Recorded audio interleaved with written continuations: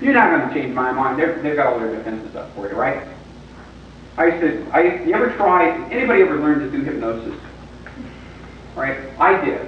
I used to practice on my family.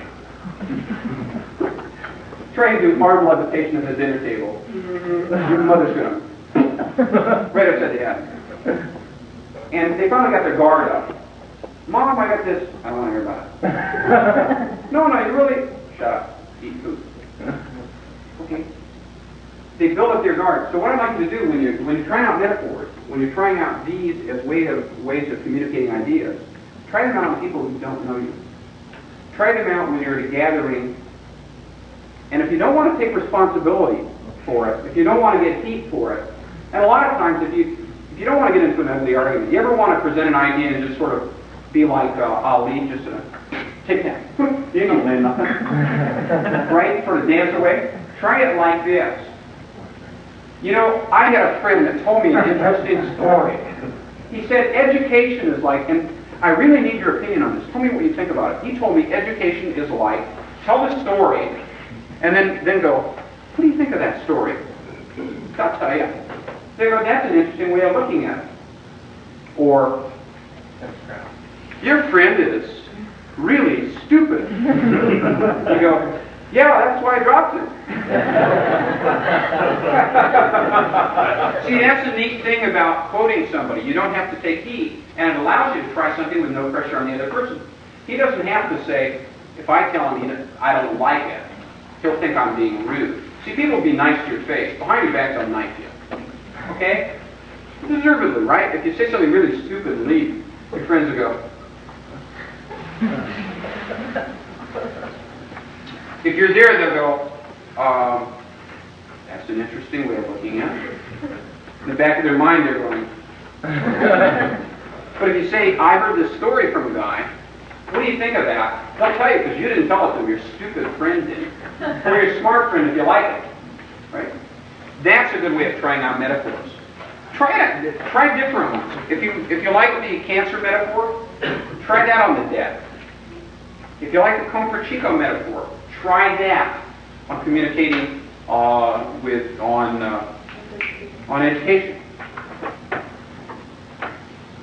If you do that, you'll discover what works and what doesn't, because you'll be able to see it. You'll be able to see it in the response of the person. Because sometimes you'll have people look at you and go, they'll give you just that look, that kind of like,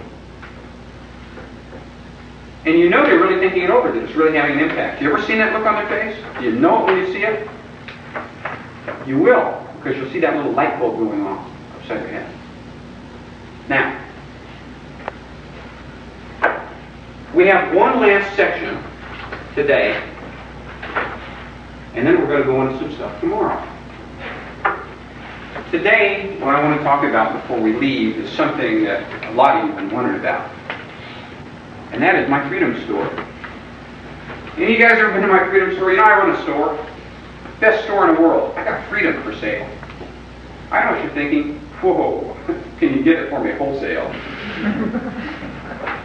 You know, there's a market for freedom. There really is. It's an enormous market. Not a lot of advertising. We go by word of mouth and flyers sometimes.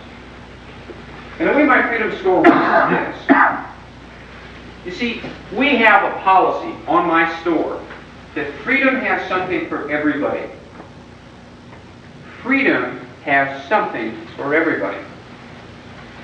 That in a fully free society where you have individual liberty and self-responsibility, that society has something to offer the rich, the poor, the black, the white, the young, the old, and everybody in between.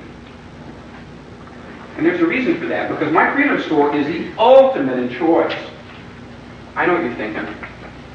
Michael, why don't you tell me a little bit about your Freedom Store? Maybe I'd like to open a franchise. I'll tell you something about the Freedom Store. You can open it up. You know what my franchise fee is? Absolutely free.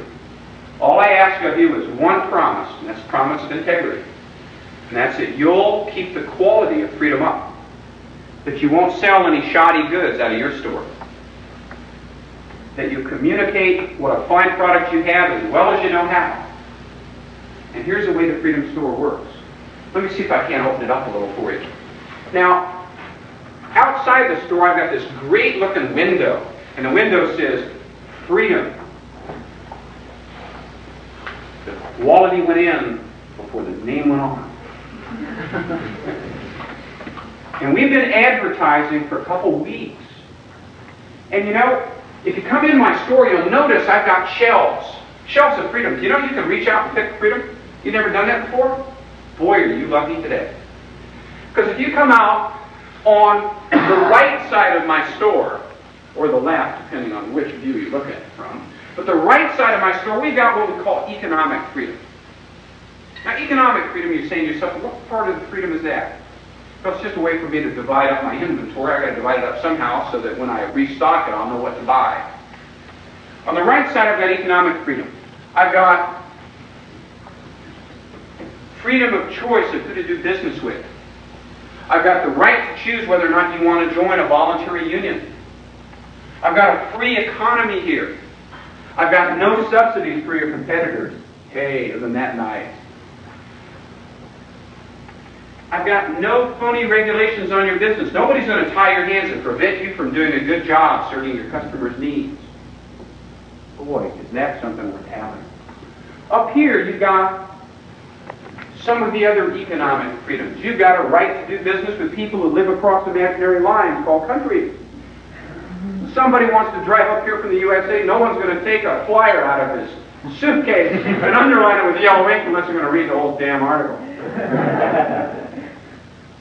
And over here on the left, or the right, depending on how you look at it, are what you might call personal freedoms or civil liberties. Your right to free speech. Now I want to remind you of something, that we have a very, very liberal franchise policy. And I mean liberal in the sense of open-minded franchise policy. You can stock your store any way you want. You don't have to divide it up into economic and social freedom. You can divide it up into personal and group freedom, civil liberties, and economic liberties. You can do it any way you want. So you decide your way to stock in the store. This is mine.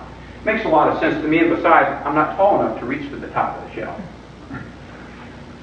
On the social freedoms, on the personal freedoms, we got freedom of speech. You have a right to be heard and a right to listen.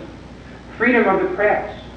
That means whatever you want to print, whether it's on a notebook page, on a glossy magazine sheet, whether you want to copy it on videotape or audio tape, you have a right to print it. You have a right to communicate your ideas with people who want to hear them.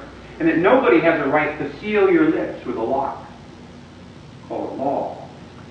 And that's for sale to you, at no charge, one to a customer. But we've got even more here. You have a right to associate with anybody you want to. One of the nice things about being a human being is that you get to choose your friends. Can you imagine how your life would be if your government chose your friends? Boring. You not only have the right to choose your friends, you have the right to choose your sexual partner for a night or for a lifetime. And that's nice. You have a right to determine whether or not you want to involve yourself in activities other people don't approve of, as long as they're voluntary. If they're not voluntary, it's not for sale here. You'll have to go down the street and buy it in the guide.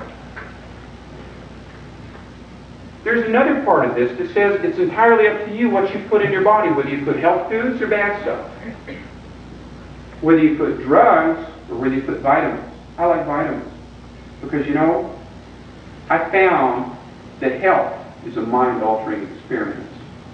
It's a mind-enhancing experience. But it's entirely up to you which part of the store you want to do business with. Well, you know, I opened up my Freedom Store just the other day downtown here. You missed it, didn't you? Sometimes these flyers don't get out. You know, we've had some strange things come by. I had a fellow come down the street. I don't know which political group he was with up here. But he walked in, and I had this new guy working the store. He was new to my freedom franchise philosophy. This guy determined that everybody should buy everything that I sell. And what's more, he determined he was going to tell them which parts they had to buy first. This is a real salesperson. So I had this fellow come in and say, "Hi, I'm a businessman. What do you got for me?" "Come on over here, sir. I got some pornography, drug use." "Hey, if that's not good enough for you, I know what you're thinking. Subversive literature. You need some with your business? Hey, look, I know what you're thinking. I know you're thinking, I know what's best for me. Sir, come on over here. I got some other things for you. Not only do I have pornography and drug use, I have all kinds of possibilities. How about voluntary homosexuality? What do you think of Where did he go? Damn, these customers, they are so hard. Don't they understand how stupid they are not listening to my advice? They think that I don't understand this franchise? Now, I didn't see this happen, but I heard about it later. We had another fellow come into the store, and I don't know much about this other person. He had these patches on the back of his sleeves and smoked a pipe. Something about York University. He walked in and he said, "I'm interested in seeing what you have in the cerebral or intellectual area." He says, "Forget about that right now. Come on over here. Here's what we want to do. We're going to eliminate tax-aid education. No more government-protected tenure." Hey, I know what you're thinking. Good stuff, right? Now, not only do we have that, but I want you to understand that we've got competition in the marketplace. We've got an end to government research grants. We've got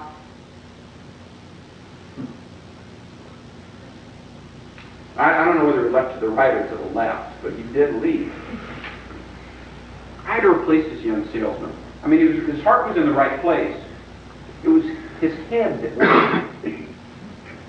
You see, what he was engaged in is what I call the great libertarian macho flash, which is in your suggested reading. And that's using shock techniques to try and win people over. It's the equivalent of flashing little old ladies in the subway.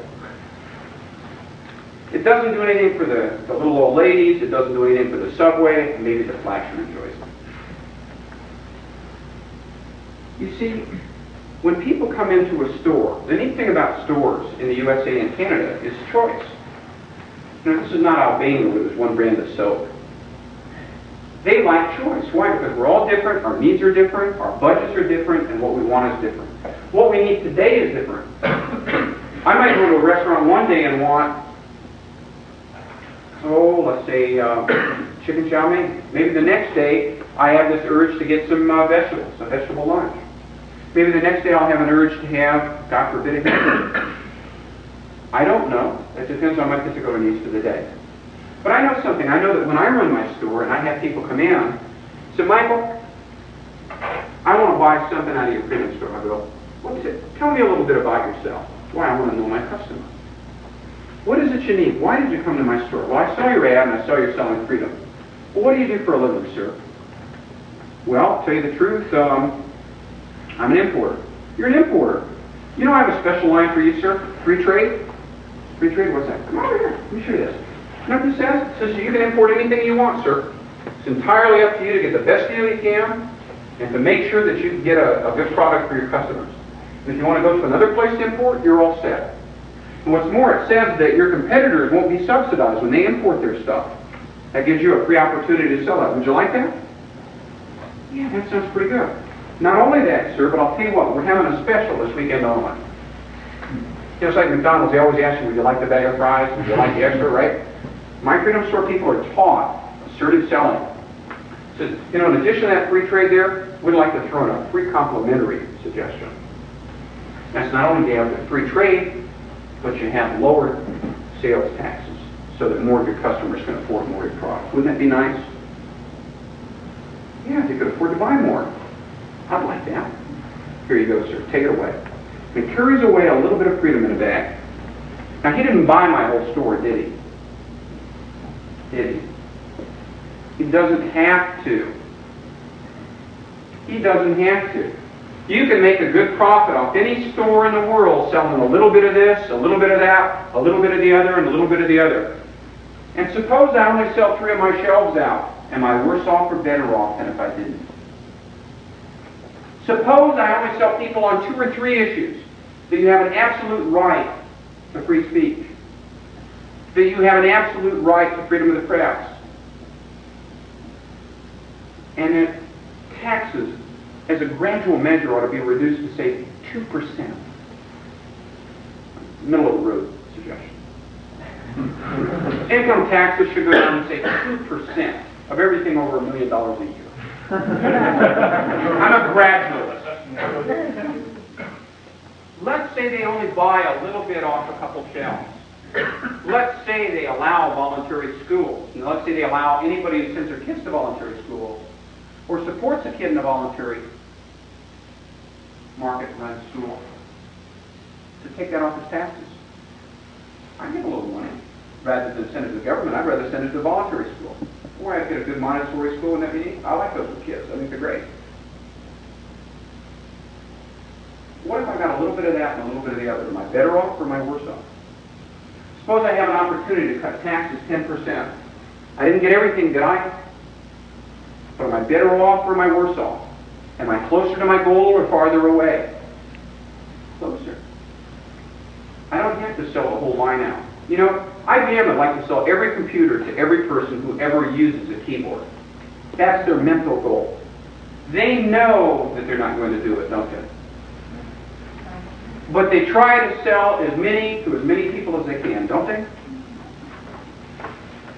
That's my goal with this. What we're doing is we're marketing freedom. And maybe the person you're talking to doesn't care. I know some people say, look, I don't have kids. I don't give a doggone about education. The thing that's bothering me is, and they'll tell you, what are they asking you for? They're saying, Michael, in your freedom store, what do you have on your shelf that would solve my problem? Isn't that what they're asking me for? If somebody says, my kids aren't getting an education, that's their problem. What have I got on my shelf that would give them a hand? If they're saying, Michael, I can't afford to support my family, and I find out that they're in an area of the economy where the government keeps them from earning a living, don't I have something for them? What about the person who wants to take care of his or her children and teach them at home? Shouldn't I have something for them? They're asking, what do I have in my store that would solve their problem? I said to you that freedom has something for everyone, didn't I? I'll go a step further. Freedom is the great problem solver. Free people are creative people. Free people are responsible people. Free people are caring people. I've heard the phrase that virtuous people are happy. That's a lie. Everybody I ever knew who had a claim to virtue, I'm a real honest person. I never trust them. I'm a really dedicated person. I'm a committed person. They probably ought to be. But I'll turn that around. While I don't think virtuous people are usually very happy, I believe happy people are very virtuous. Because when you feel good about yourself and you're happy with your own life, you feel very benevolent toward other people. You ever notice that? How when you're happy about yourself and your life is just going great, you feel so good toward other people, you can't imagine doing harm to anybody, can you? It's unhappy people who commit so many things. Liberty is the great problem solver. It makes possible for people to take the shackles off their arms, just like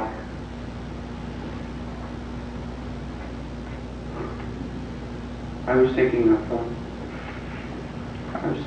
the firebringer, Prometheus.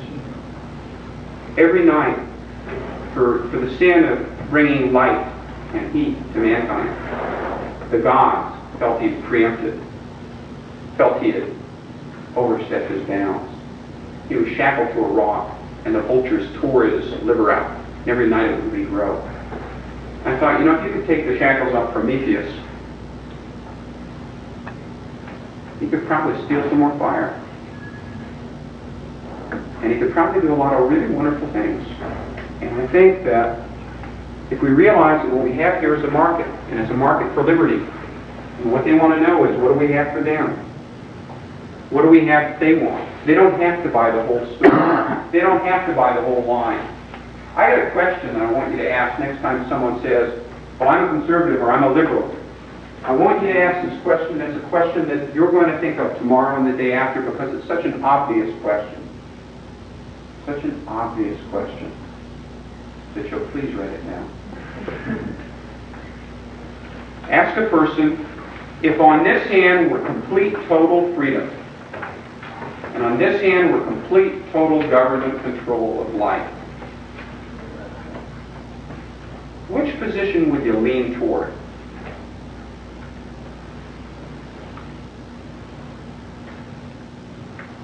Leaning toward, that's not a commitment, is it? This is, what would you lean toward? I'm not asking them to give up anything they believe, just which would you lean toward? If they say, well, I lean toward freedom, ask them the second question. How close would you say that you'd be to support for full freedom for everybody? Notice those two questions. Which would you lean toward? That's a minor commitment. How close would you say that you'd be to wanting full freedom? Would you say that you're 10% away, 11% away, 12% away? You don't want to be like 50% away. That's too far. Start them at like 12, 13%. Let's say, well, I might be 10% away from full freedom. I think there should be some restrictions. Oh, okay. Which would you lean toward? How close would you be? Then when you do that, say, well, I have a question that I'm not sure of, and I'm not even sure how to ask it. Which parts of freedom do you think are really, really important? Things that you think you can wholeheartedly support? And shut up. It's very important when you ask a question in selling to let them answer it. Do you know what they'll say to you? They'll start selling you on freedom in their little area, because everybody has some area that they're absolutely vigorously in favor of freedom. And it might not be the whole store. They might say, this is one shelf I'm 100% for. This is one shelf I'm 60% for. This is one shelf I'm 22% for. Let them talk about it a little bit. You know what? They'll say, if you say, would you say you're 80% for that or 75% that? They'll say, well, probably 80%. What if they say they're against a certain kind of freedom? How do you turn that around? In this particular line of questioning, I don't bring that up. They will, though. Not usually. Not to that. No, actually, if somebody brought up the question and said, well, you know, I'm against freedom, I'd say, oh, are you? Okay. You'd say that, even if, let's say they chose it, I'd be 10%, I'd lean toward, I'd embrace. No, I can go to bed with full government control. No, they're all the way. Say, well, is there any part of it that you personally find very, very attractive that you would say is very important? Notice the way I turned it around. Not what are you against, not where are you for tyranny, but where exactly would you be for freedom? A lot of people have a lot of trouble accepting just the positive reinforcement model. A lot of people, if you ask them about freedom, they'll say, well, I'm against free trade, or I'm against this, or I'm against... The whole concept of being positive. Oh yeah, you're right. You're right. That's what they call a polarity response. Right. If somebody gives me a polarity response, I go, you know, I'm against stuff too. And I don't blame you. There are a lot of things that we ought to be against. We ought to fight as vigorous as we can. And I wouldn't want you for a moment to betray your cherished convictions. I'm sure there's some areas that the government intrudes themselves that you're against. Which areas of government intrusion would you be against? Did you catch that? That's called intellectual judo, which we'll talk about tomorrow morning. Now, did you check what? All right, now you saw they had a polarity response. You know, this is a guy who wants to argue with you. Don't you hate those people, you know, you go, well, I think this is a good idea. That's a good idea? Ha! Wham, smack you around. Well, when somebody does that, very often what I'll do is I'll agree with it. It's very important to be against something. Boy, if people didn't stand up and say, I'm not putting up with that anymore, a lot of stuff would get by. And I'm really glad that you have the courage of your convictions to stand up and refuse to just go along like some thoughtless idiot. I'm glad that you have the courage to stand there and refuse to knuckle under. And I'm sure that there's some area of government involvement in people's lives, government intrusion into people's decisions, that you're really against. Could you give me a couple areas that you're adamantly opposed to, that you're not going to knuckle under on? Well, the government shouldn't be doing that. Okay? Sounds like an area of freedom to me. That's another way of saying it. And the government shouldn't be telling us whether or not we can read Penthouse magazine. And the government shouldn't be able to tell us blah. Sounds to me like I've got an agreement. Yes? What he's mentioning is that there's still a lot of people that have trouble even accepting the concept because of freedom, because there's such a, government is so involved in most aspects of everybody's life that they have no concept of what you're even talking about, and they have no way of connecting with the thought that there could be any other way but the way it is now. Absolutely. Absolutely. You're correct. There are a number of people who do look at things, and it is hard to envision something you've never seen. If you've ever done any artwork and tried to picture a picture in your head before you do it on paper, if you've ever done it, that can be hard. That can be hard. But what he's also saying, I think, is that there's a lot of people that say, well, I like everything the way it is, so we got to pay a few taxes, everything's pretty good. You know, and they just dismiss the whole... You know, very often what I do with somebody like that, I thank them very much. I call it the enlightened Zen master technique, which we'll talk about tomorrow morning. Thank you very much for sharing your opinion. I'm really glad that you have enough courage of your convictions to let me know that you are very pleased with the way things are. There are a lot of good things about Canada. And I'm glad that you, like myself, appreciate the good things here. Thanks a lot, and walk off. That's not the kind of person very often who will be committed to any change. But he's liable to go along with some changes after they're already done. Yeah. There are many cases where the best thing you can do is say, can't beat you, Butch. Can't outgun you. How about I go find someone else? Nothing wrong with that, sir. But if you accept freedom, don't you have to accept responsibility? Absolutely. So therefore, isn't it easier to have a little freedom and no responsibility? Or less responsibility?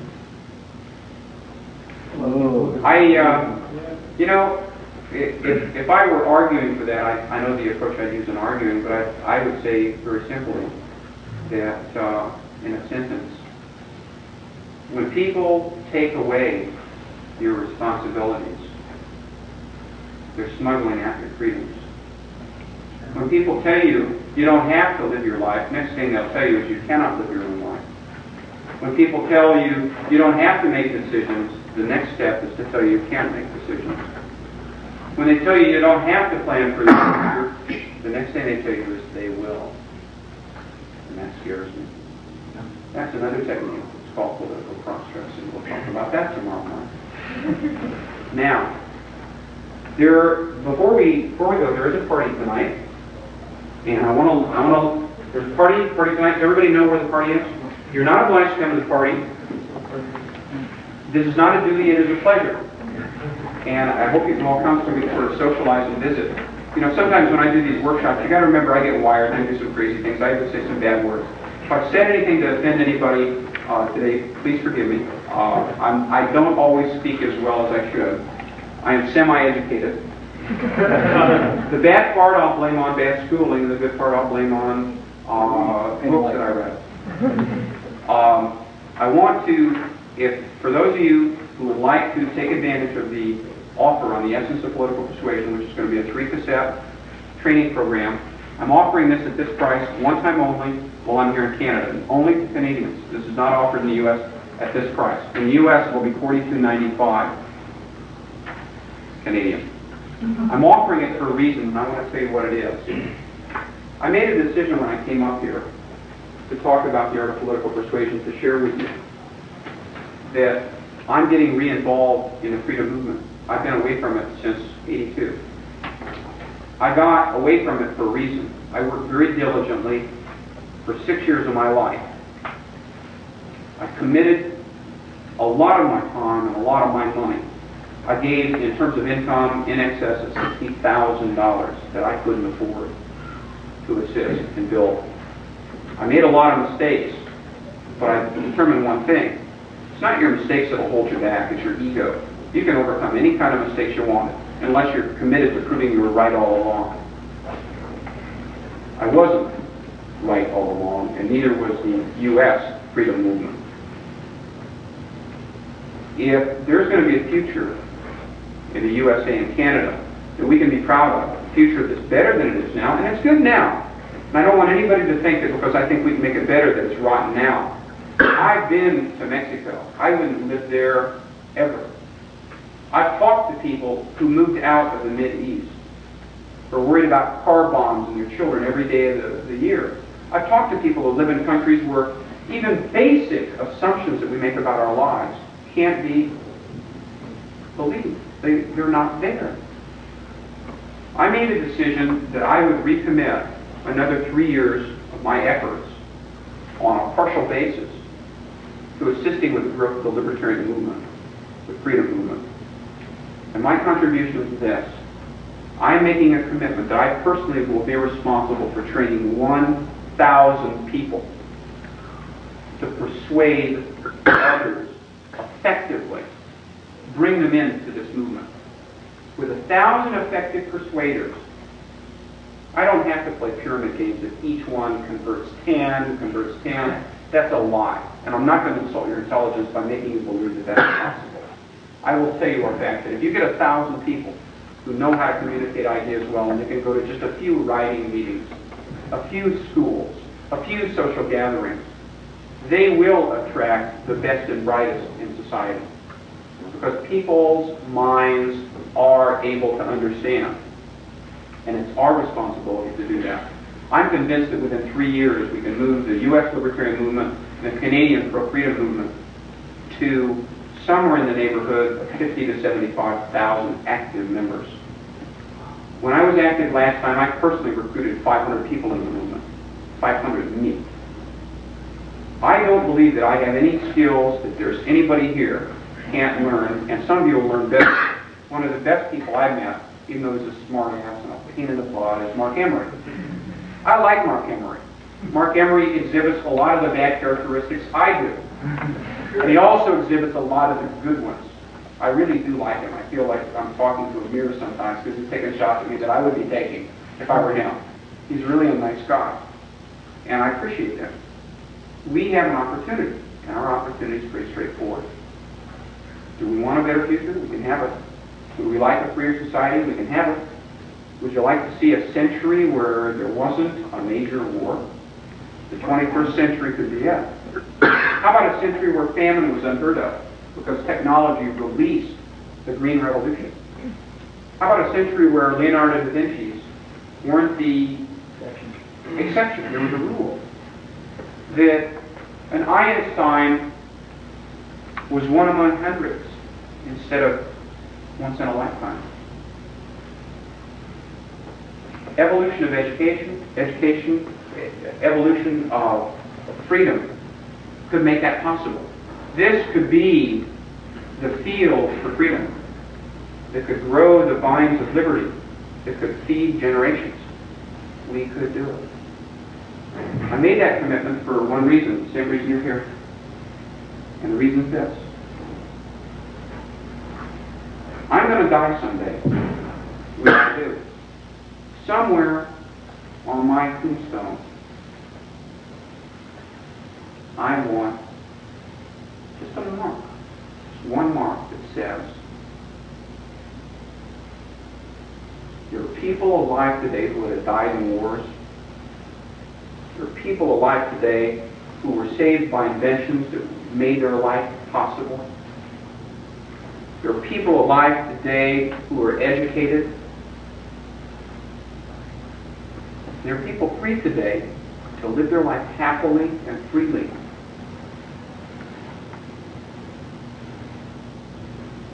You can't put all that on the tombstone, so you just put a little mark that just says freedom. Because that's the essence of humanity. It's freedom, choice, responsibility. And if we could each leave a little of that in the eyes of our children, the smiles of our grandparents, in the sound of songs with our friends, we've really left something wonderful. And everybody here has done that with at least one person, and you know that person. You've met them. And if we could each do it with a dozen more, we could make a big difference.